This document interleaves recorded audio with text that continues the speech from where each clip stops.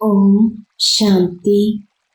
Spark audio सहज योग book series का टॉपिक है प्रैक्टिस पार्ट 1।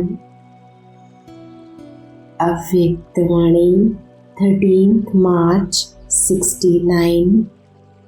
जैसे शुरू में तुम अलग अलग जाकर बैठते थे सागर के किनारे, कोई कहाँ जाकर बैठते थे।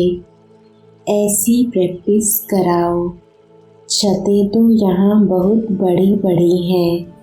फिर शाम के समय भी 7 से 7:30 तक यह समय विशेष अच्छा होता है। जैसे अमृत वेले का सतोगुणी टाइम होता है, वैसे यह शाम का टाइम भी सतोगुणी है। सैर पर भी इसी टाइम निकलते हैं। उसी समय संगठन में योग कराओ और बीच बीच में अव्यक्ति रूप से बोलते रहो। कोई का बुद्धि योग यहाँ वहाँ होगा तो फिर अटेंशन खींचेगा। योग की सब्जेक्ट में बहुत कमी है। अव्यक्तवाणी 17 अप्रैल 69। साकार का भी मुख्य गुण देखा। वह कोई भी बात को पीछे के लिए नहीं छोड़ते थे। अभी ही करना है। जैसे ही वो अभी करते थे वैसे ही अभी करना है। ऐसे नहीं कि कब कर लेंगे, 10 व 15 दिन के बाद कर लेंगे। मधुबन जाकर पिछाड़ी को प्रैक्टिस कर लेंगे। ऐसे इंतज़ार बहुत करते हैं, इंतज़ाम को भूल जाते हैं। इंतज़ाम नहीं करते, बातों का इंतज़ार बहुत करते हैं। इंतज़ार को निकाल, इंतज़ाम में लग जाएंगे, फिर 75 रिजल्ट हो जाएगी। अव्यक्तवाणी 8 मई 69। पुरुषार्थ की स्टेज में नंबर हो सकते हैं, निश्चय बुद्धि में नंबर नहीं होते। वा तो है निश्चय, वा संशय। निश्चय में अगर जरा भी संशय है, चाहे मनसा में, चाहे वाचा में अथवा कर्मणा में, लेकिन मनसा का एक भी संकल्प संशय का है तो संशय बुद्धि कहेंगे। ऐसे निश्चय बुद्धि सभी हैं। निश्चय बुद्धि की मुख्य परख कौन सी है? परखने की कोई मुख्य बात है? आपके सामने कोई नया आए, उनकी हिस्ट्री आदि आपने नहीं सुनी है, उनको कैसे परख सकेंगे? वाइब्रेशन आएगा। कौन सा वाइब्रेशन आवेगा जिससे परख होगी? अभी यह प्रैक्टिस करनी है, क्योंकि वर्तमान समय बहुत प्रजा बढ़ती रहेगी, तो प्रजा और नज़दीक वाले को परखने के लिए बहुत प्रैक्टिस चाहिए। परखने की मुख्य बात यह है कि उनके नयनों से ऐसा महसूस होगा जैसे कोई निशाने तरफ किसका खास अटेंशन होता है। तो उनके नयन कैसे होते हैं? तीर लगाने वाले व निशाना लगाने वाले जो मिलिट्री के होते हैं, वो पूरा निशाना रखते हैं। उनके नयन, उनकी वृत्ति उस समय एक ही तरफ होगी। तो जो ऐसा निश्चय बुद्धि पक्का होगा, उनके चेहरे से ऐसे महसूस होगा जैसे कि कोई निशानबाज है। आप लोगों को मुख्य शिक्षा मिलती है। एक निशान को देखो, अर्थात बिंदी को देखो। तो बिंदी को देखना भी निशान को देखना है। तो निश्चय बुद्धि की निशानी क्या होगी? पूरा निशाना होगा। निशान जरा भी हिल जाता है तो फिर हार हो जाती है। निश्चय बुद्धि के नयनों से ऐसे महसूस होगा जैसे देखते हुए भी कुछ और देखते हैं। उनके बोल भी वही निकलेंगे। यह है निश्चय बुद्धि की निशानी। निशान बाज की स्थिति नशे वाली होती है।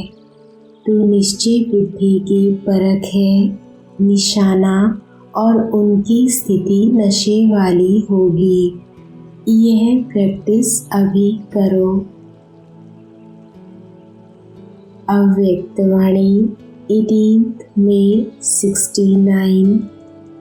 आप ज्योतिष बनकर हर एक को परख सकते हो।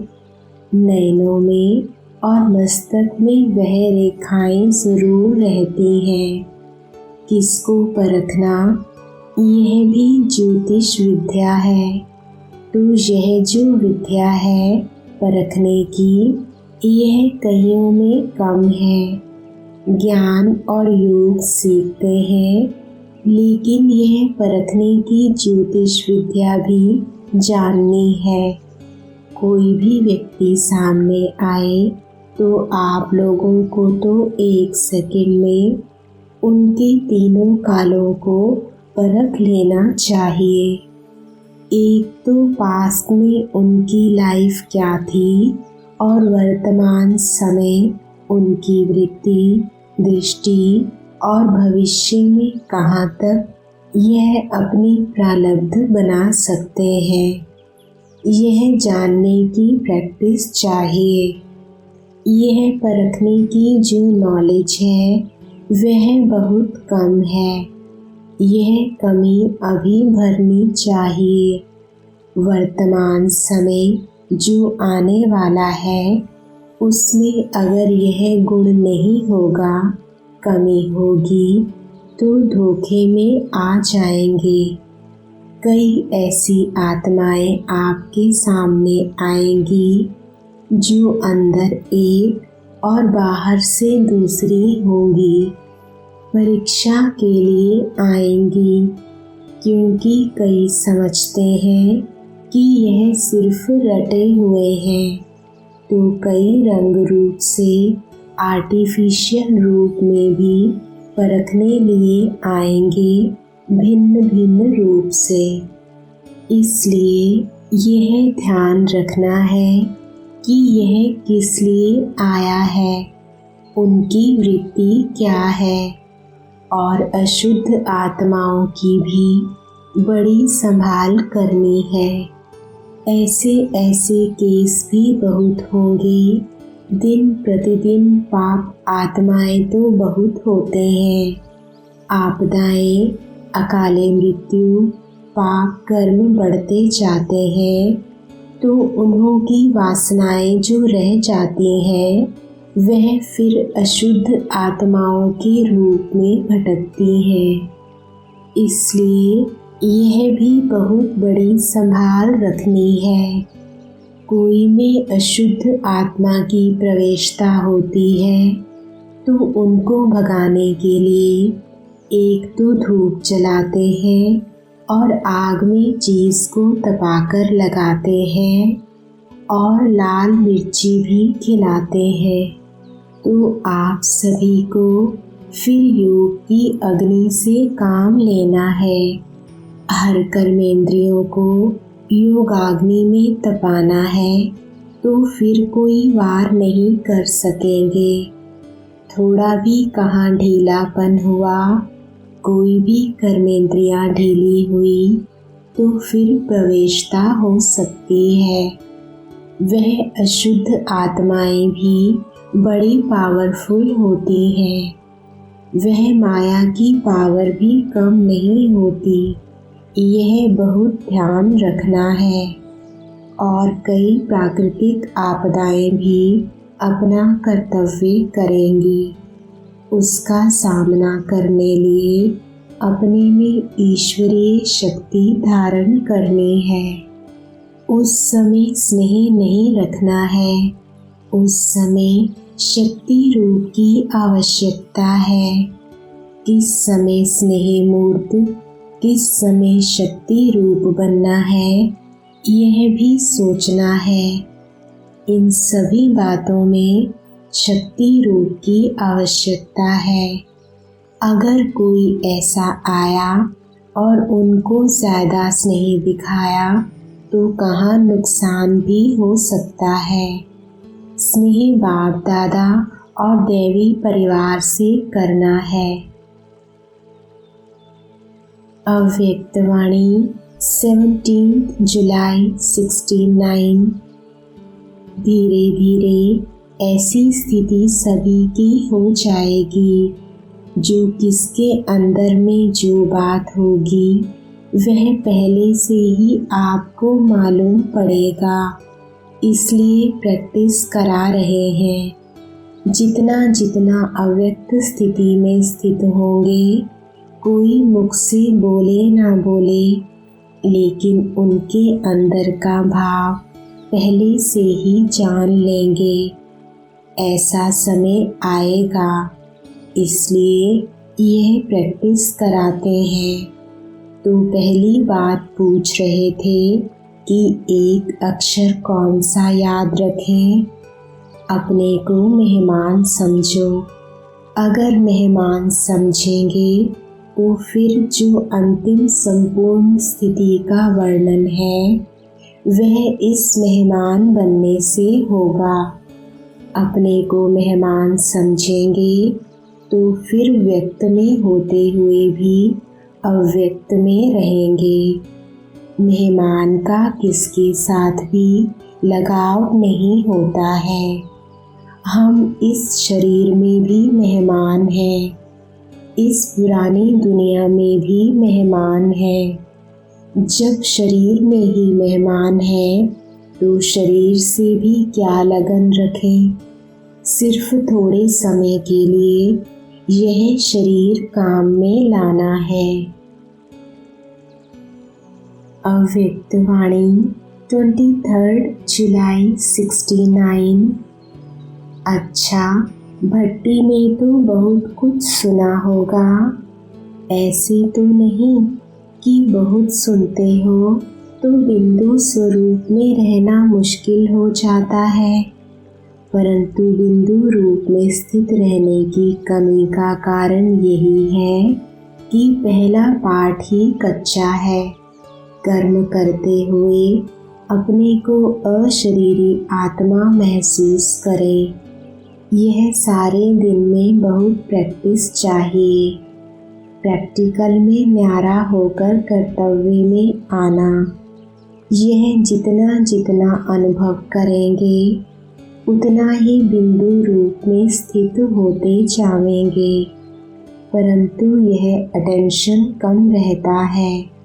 विशेष काम समझकर बीच बीच में समय निकालो तो निकल सकता है, परंतु अभ्यास नहीं है, इसलिए सोचते ही सोचते समय हाथों से चला जा रहा है।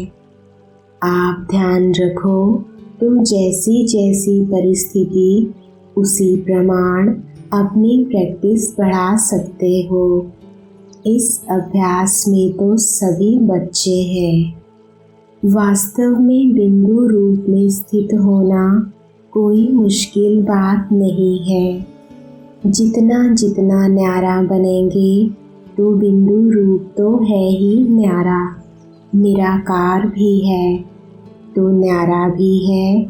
आप भी निराकारी और न्यारी स्थिति में होंगे तो बिंदु रूप का अनुभव करेंगे। चलते फिरते अव्यक्त स्थिति का अनुभव कर सकते हो। प्रैक्टिस ऐसी सहज हो जाएगी कि जो जब भी चाहो तभी अव्यक्त स्थिति में ठहर जाओगे। 1 सेकंड के अनुभव से कितनी शक्ति अपने में भर सकते हो, वह भी अनुभव करेंगे और ब्रेक देने मोड़ने की शक्ति भी अनुभव में आ जाएगी। तो बिंदु रूप का अनुभव कोई मुश्किल नहीं है। संकल्प ही नीचे लाता है। संकल्प को ब्रेक देने की पावर होगी तो ज़्यादा समय अव्यक्त स्थिति में स्थित रह सकेंगे। आत्म अभिमानी अर्थात बाप की याद, आत्मिक स्वरूप में बाबा की याद नहीं रहे, यह तो हो नहीं सकता है। जैसे बाप दादा दोनों अलग अलग नहीं हैं, वैसे आत्मिक निश्चय बुद्धि से बाप की याद भी अलग नहीं हो सकती है। क्या एक सेकंड में अपने को बिंदु रूप में स्थित नहीं कर सकते हो? अगर अभी सबको कहें कि यह ड्रिल करो तो कर सकते हो। बिंदु रूप में स्थित होने से एक तो न्यारेपन का अनुभव होगा और जो आत्मा का वास्तविक गुण है उसका भी अनुभव होगा। यह भी प्रैक्टिस करो क्योंकि अब समय कम है, कार्य ज़्यादा करना है। अभी समय जास्ती और काम कम करते हो। आगे चल कर के तो समय ऐसा आने वाला है जो कि आप सभी की जीवन तो बहुत बिजी हो जाएगी और समय कम देखने में आएगा। यह दिन और रात 2 घंटे के समान महसूस करोगे। अब से ही यह प्रैक्टिस करो कि कम समय में काम बहुत करो। समय को सफल करना भी बहुत बड़ी शक्ति है। अव्यक्त वाणी 23 जुलाई 69। नम्र चित्त का तख्त, जिस पर ही विराजमान होने से सारे काम ठीक कर सकेंगे। शक्ति सेना को तो एक रस का तख्त दिया था और पांडव सेना को निर्माण चित्त का दिया था। उस पर बैठ और जिम्मेवारी का ताज धारण कर भविष्य की पदवी बनाओ। तख्त से उतरना नहीं, इसी पर बैठकर काम करोगे तो कार्य सफल होगा। देखो, सारे दिन में जो आप काम करते हो उसमें 4 बातें कौन सी हैं जो कि आपके साथ रहती हैं। कॉमन और स्थूल बात पूछता हूँ। एक तो कुर्सी साथ रहती है और दूसरा कलम, तीसरी फाइल, चौथी भाग दौड़। इन चारों को लौकिक से अलौकिक में लाओ। कुर्सी पर जब बैठो तो तख्त याद करो। कलम उठाओ तो कमल के फूल को याद करो। कमल का फूल बनकर कलम चलानी है। और फाइल को देखकर अपना पोता मेल याद करो कि मेरी फाइल में बाप दादा अभी क्या सही करते होंगे। और भाग दौड़ तो है ही सीढ़ी से उतरना और चढ़ना। यह प्रैक्टिस करो तो जहाँ पर भी बुद्धि को लगाना चाहता हूँ, लगती भी है कि नहीं। वैसे ही जैसे कि पाँव जहाँ भी चलाने चाहो चलते हैं ना, इसी प्रकार से आपकी बुद्धि भी पाँव मिसल हो जाएगी। अब बुद्धि को लौकिक से अलौकिक बातों में परिवर्तन करना है तो अवस्था में भी परिवर्तन आ जाएगा। अव्यक्त वाणी 24 जुलाई 69। मीठे मीठे बच्चे किसके सामने बैठे हो? और क्या होकर बैठे हो? बाप तो तुम बच्चों को बिंदी रूप बनाने आए हैं। मैं आत्मा बिंदु रूप हूँ। बिंदी कितनी छोटी होती है और बाप भी कितना छोटा है। इतनी छोटी सी बात भी तुम बच्चों की बुद्धि में नहीं आती है। बाप तो बच्चों के सामने ही है, दूर नहीं। दूर हुई चीज़ को भूल जाते हो। जो चीज़ सामने ही रहती है उस चीज़ को भूलना, यह तुम बच्चों को तो शोभा नहीं देता है। अगर बच्चे बिंदी को ही भूल जाएंगे तो बोलो किस आधार पर चलेंगे? आत्मा के ही तो आधार से शरीर भी चलता है। मैं आत्मा हूँ, यह नशा होना चाहिए कि मैं बिंदु की ही संतान हूँ। संतान कहने से ही स्नेह में आ जाते हैं। तो आज तुम बच्चों को बिंदु रूप में स्थित होने की प्रैक्टिस कराएं। मैं आत्मा हूँ, इसमें तो भूलने की ही आवश्यकता नहीं रहती है। जैसे मुझ बाप को भूलने की ज़रूरत पड़ती है, हाँ, परिचय देने के लिए तो ज़रूर बोलना पड़ता है कि मेरा नाम, रूप, गुण, कर्तव्य क्या है और मैं फिर कब आता हूँ, किस तन में आता हूँ।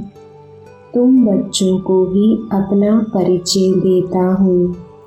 तो क्या बाप अपने परिचय को भूल जाते हैं? बच्चे उस स्थिति में एक सेकंड भी नहीं रह सकते हैं। तो क्या अपने नाम, रूप, देश को भी भूल जाते हैं? यह पहली बात है जो कि तुम सभी को बताते हो कि मैं आत्मा हूँ, ना कि शरीर। जब आत्मा होकर बिठाते हो तभी उनको फिर शरीर भी भूलता है। अगर आत्मा होकर नहीं बिठाते हो तो क्या फिर देह सहित देह के सभी संबंध भूल जाते? जब उनको भुलाते हो तो क्या अपने शरीर से न्यारा होकर जो न्यारा बाप है उनकी याद में नहीं बैठ सकते हो? अब सब बच्चे अपने को आत्मा समझकर बैठो। सामने किसको देखें? आत्माओं के बाप को। इस स्थिति में रहने से व्यक्त से न्यारे होकर अव्यक्त स्थिति में रह सकेंगे। मैं आत्मा बिंदु रूप हूँ, क्या यह याद नहीं आता है? बिंदी रूप होकर बैठना नहीं आता। ऐसे ही अभ्यास को बढ़ाते जाओगे तो एक सेकंड तो क्या, कितने ही घंटों इसी अवस्था में स्थित होकर इस अवस्था का रस ले सकते हो। इसी अवस्था में स्थित रहने से फिर बोलने की ज़रूरत ही नहीं रहेगी। बिंदु होकर बैठना कोई जड़ अवस्था नहीं है। जैसे बीज में सारा पेड़ समाया हुआ है, वैसे ही मुझ आत्मा में बाप की याद समाई हुई है। ऐसे होकर बैठने से सभी रचनाएं आएंगी और साथ ही यह भी नशा होगा कि हम किसके सामने बैठे हैं। बाप हमको भी अपने साथ कहाँ ले जा रहे हैं। बाप तुम बच्चों को अकेला नहीं छोड़ता है। जो बाप का और तुम बच्चों का घर है वहाँ पर साथ में ही लेकर जाएंगे। सब इकट्ठा चलने ही है। आत्मा समझकर फिर शरीर में आकर कर्म भी करना है। परंतु कर्म करते हुए भी न्यारा और प्यारा होकर करना है। बाप भी तुम बच्चों को देखते हैं, देखते हुए भी तो बाप न्यारा और प्यारा है ना। अव्यक्तवाणी 16 अक्टूबर 69। आज विशेष क्या देख रहे हैं? परिवर्तन कैसे देखते हैं? इस ग्रुप में प्रश्न का उत्तर देने में होशियार कौन है? देखने और परखने की शक्ति कहाँ तक आई है? अच्छा, योग की स्थिति में निरंतर रहने वाला कौन? दिव्य गुणों की धारणा में दिव्य गुण मूर्त कौन नजर आता है? यह क्यों पूछते हैं? क्योंकि अगर परखने की प्रैक्टिस होगी तो जब दुनिया में कार्य अर्थ जाते हो और आसुरी संप्रदाय के साथ संबंध रखना पड़ता है तो परखने की प्रैक्टिस होने से बहुत बातों में विजयी बन सकते हो। अगर परखने की शक्ति नहीं तो विजयी नहीं बन सकते। यह तो थोड़ी सी देख रेख की कि अपने ही परिवार को अंदर कहाँ तक परख सकते हो। यूं तो हर एक रत्न एक दो से श्रेष्ठ है, लेकिन फिर भी परखने की प्रैक्टिस जरूर चाहिए। यह परखने की प्रैक्टिस छोटी बात नहीं समझना, इस पर ही नंबर ले सकते हो। कोई भी परिस्थिति को, कोई भी संकल्प वाली आत्माओं को वर्तमान और भविष्य दोनों कालों को भी परखने की प्रैक्टिस चाहिए।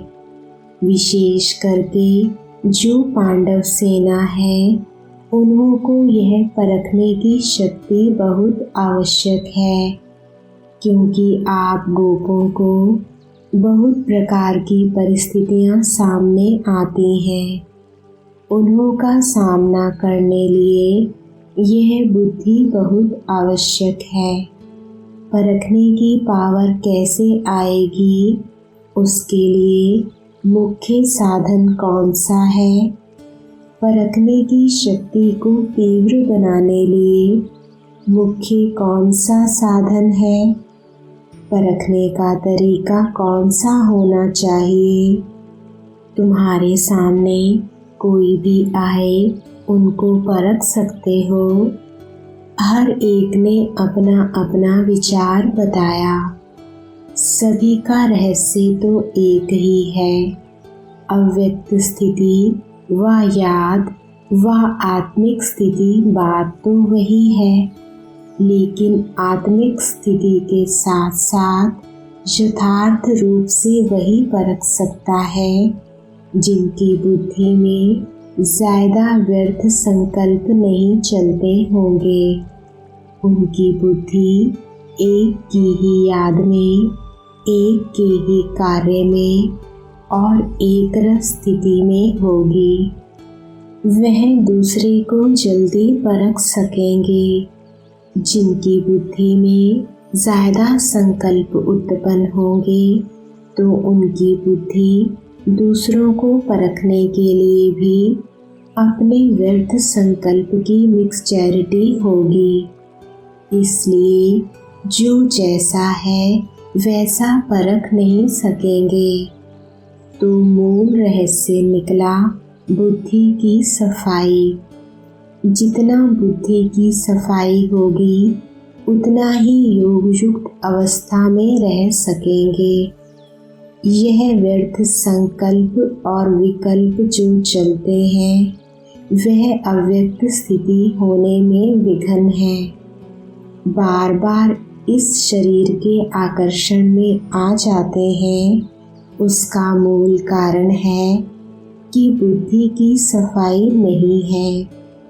बुद्धि की सफाई अर्थात बुद्धि को जो महामंत्र मिला हुआ है उसमें बुद्धि मगन रहे। एक की याद को छोड़ अनेक तरफ बुद्धि जाने के कारण शक्तिशाली नहीं रहते। वैसे भी जब बुद्धि बहुत कार्य तरफ लगी हुई होती है तो अनुभव किया होगा बुद्धि में वीकनेस, थकावट महसूस होती है और जो भी है यथार्थ रूप से निर्णय नहीं कर सकेंगे। इसी रीति व्यर्थ संकल्प विकल्प जो चलते हैं यह भी बुद्धि को थकावट में लाते हैं। थकी हुई कोई भी आत्मा ना परख सकेगी ना निर्णय कर सकेगी। कितना भी होशियार होगा तो थकावट में उनके परखने निर्णय करने में फर्क पड़ जाता है। सारा दिन इन संकल्पों से बुद्धि थकी हुई होने कारण निर्णय करने की शक्ति में कमी आ जाती है, इसलिए विजयी नहीं बन सकते। हार खाने का मुख्य कारण यह है, बुद्धि की सफाई नहीं है। जैसे उन्हों की हाथ की सफाई होती है ना, आप फिर बुद्धि की सफाई से क्या कर सकते हो। वह हाथ की सफाई से झट से बदल देते हैं, देरी नहीं लगती।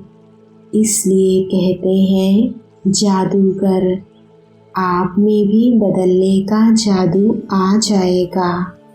अभी बदलने सीखे हो लेकिन जादू के समान नहीं बदल सकते हो, अर्थात जल्दी नहीं बदल सकते हो, समय लगता है।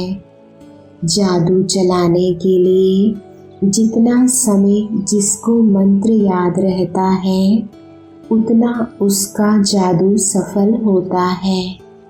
आपको भी अगर महामंत्र याद होगा तो जादू के समान कार्य होगा। अब इसमें देरी है तो अब इस भट्टी से क्या बनकर निकलेंगे जादूगर। अगर इतने जादूगर भारत के कोने कोने में छा जाएंगे तो क्या हो जाएगा। एक मास के अंदर कुछ और नज़ारा देखने में आएगा। अब तो तैयारी करनी पड़ेगी ना।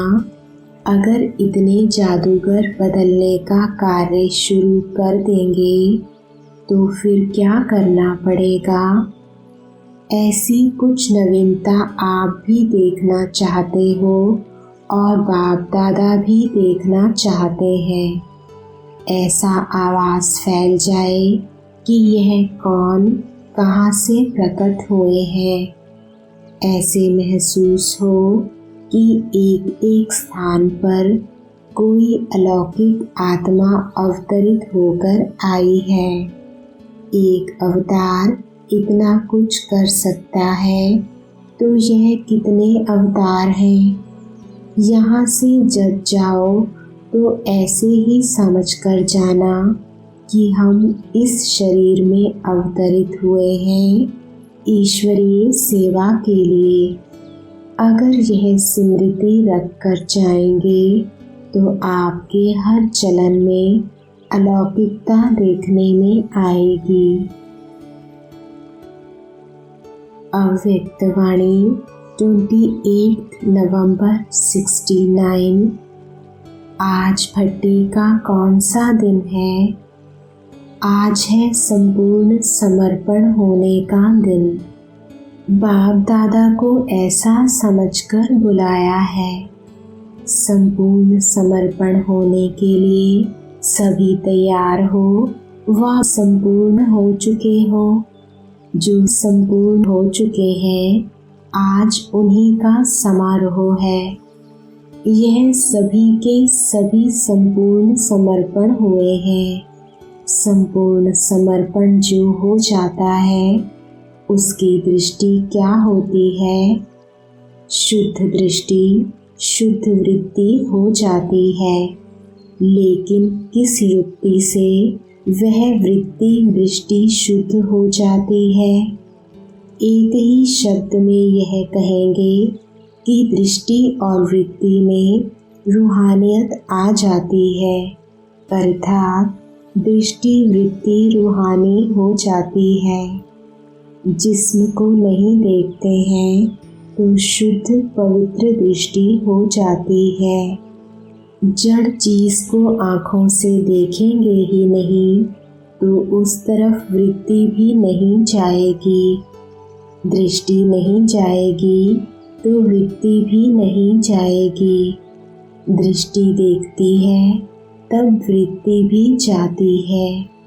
रूहानी दृष्टि अर्थात अपने को और दूसरों को भी रूह देखना चाहिए। जिस्म तरफ देखते हुए भी नहीं देखना है, ऐसी प्रैक्टिस होनी चाहिए। जैसे कोई बहुत गूढ़ विचार में रहते हैं, कुछ भी करते हैं, चलते खाते पीते हैं, लेकिन उनको मालूम नहीं पड़ता है कि कहाँ तक आ पहुँचा हूँ, क्या खाया है। इसी रीति से जिस्म को देखते हुए भी नहीं देखेंगे और अपने उस रूह को देखने में ही बिजी होंगे तो फिर ऐसी अवस्था हो जाएगी जो कोई भी आपसे पूछेंगे यह कैसी थी तो आपको मालूम ही नहीं पड़ेगा। ऐसी अवस्था होगी, लेकिन वह तब होगी जब जिस्मानी चीज़ को देखते हुए उस जिस्मानी लौकिक चीज़ को अलौकिक रूप में परिवर्तन करेंगे। अपने में परिवर्तन करने के लिए जो लौकिक चीज़ें देखते हो या लौकिक संबंधियों को देखते हो, उन सभी को परिवर्तन करना पड़ेगा। लौकिक में अलौकिकता की स्मृति रखेंगे। भल लौकिक संबंधियों को देखते हो, लेकिन यह समझो कि अब हमारी यह भी ब्रह्मा बाप के बच्चे पिछली बिरादरी है। ब्रह्मा वंश तो है ना। अव्यक्तवाणी 20 दिसंबर 69।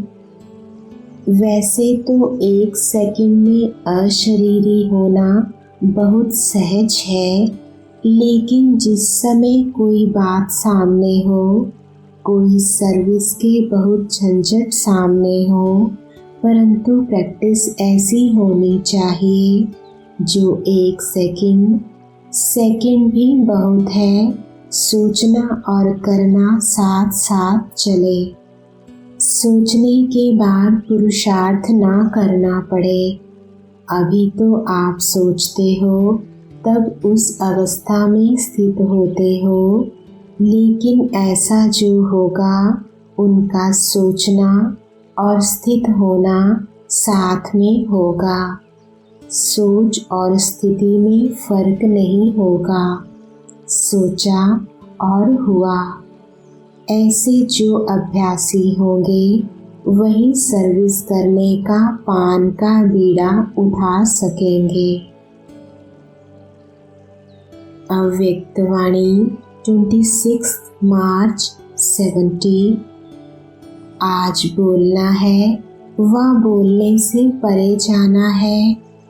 बोलने से परे अवस्था अच्छी लगती है व बोलने की अच्छी है। दोनों ज़्यादा कौन सी अच्छी लगती है? बोलते हुए भी बोलने से परे की स्थिति हो सकती है। दोनों का साथ हो सकता है व जब ना बोले तब परे अवस्था हो सकती है। हो सकती है तो कब होगी? इस स्थिति में स्थित होने के लिए कितना समय चाहिए? अब हो सकती है कुछ मास व कुछ वर्ष चाहिए। प्रैक्टिस अभी शुरू हो सकती है कि कारोबार में नहीं हो सकती? अगर हो सकती है तो अब से ही हो सकती है। जो महारथी कहलाए जाते हैं उनकी प्रैक्टिस और प्रैक्टिकल साथ साथ होना चाहिए। महारथी और घोड़े सवार में अंतर ही यह होता है। महारथियों की निशानी होगी प्रैक्टिस की और प्रैक्टिकल हुआ। घोड़े सवार प्रैक्टिस करने के बाद प्रैक्टिकल में आएंगे और प्यादे प्लान्स ही सोचते रहेंगे। यह अंतर होता है। बच्चों को मुख से यह शब्द भी नहीं बोलना चाहिए कि अटेंशन है, प्रैक्टिस करेंगे। अभी वह स्थिति भी पार हो गई। अभी तो जो संकल्प हो वह कर्म हो। संकल्प और कर्म में अंतर नहीं होना चाहिए। वह बचपन की बातें हैं। ओम शांति।